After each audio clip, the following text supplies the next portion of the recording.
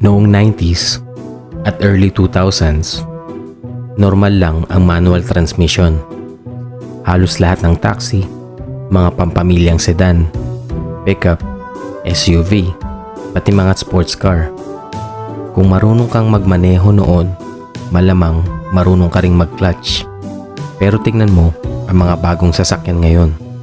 Maraming modelo ang wala ng manual option. May ilan pa ring natitira, pero unti-unti silang nawawala sa showroom. Kaya ang tanong, ano ba talaga ang nangyari? Bakit parang unti-unting naglaho ang transmission na halos isang siglo ring naging pamantayan?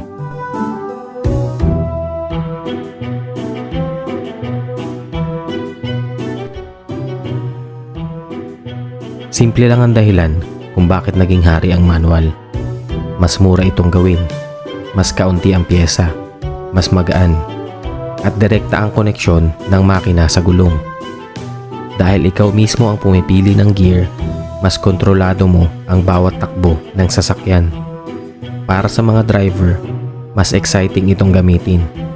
Para naman sa mga manufacturer, mas madali rin itong i-produce at i-maintain. Sa loob ng maraming dekada, halos walang seryosong kalaban ang manual transmission. Pero habang lumilipas ang panahon, may bagong technology ang unti-unting humabol. Noong una, maraming ayaw sa automatic. Mabagal, malakas sa gasolina, at minsan parang nag-iisip muna bago umarangkada. Pero mabilis ang naging pag-unlad ng technology. Dumami ang gear ng automatic, lumabas ang CVT. Sumunod ang dual clutch transmission. Mas naging mabilis ang pagpapalit ng gear. Mas tahimik ang biyahe. At sa maraming pagkakataon, mas matipid pa sa gasolina kaysa sa manual. Dito nagsimulang magbago ang pananaw ng mga tao. Kung pareho lang ang performance, bakit papipili ng mas nakakapagod gamitin? Hindi lang technology ang nagbago. Nagbago rin ang paraan ng ating pamumuhay. Mas dumami ang sasakyan, mas lumala ang traffic, at para sa maraming tao, hindi na masaya ang paulit-ulit na apak sa clutch habang halos hindi umaandar ang mga sasakyan. Mas naging mahalaga ang comfort kaysa excitement. Mas gusto ng karamihan ang sasakyang madaling gamitin araw-araw. Unti-unting sumunod ang mga manufacturer na gusto ng merkado. At habang mas maraming bumibili ng automatic, mas kaunti naman ang bumibili ng manual. Malinaw na hindi na ito ang pangunahing pagpipilian.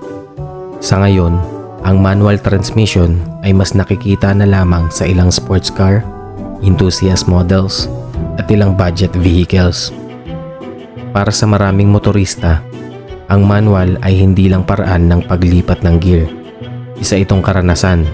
Bawat apak sa clutch, bawat timing ng shift, at bawat paglabas sa kurbada, may pakiramdam na ikaw mismo ang may kontrol ng sasakyan.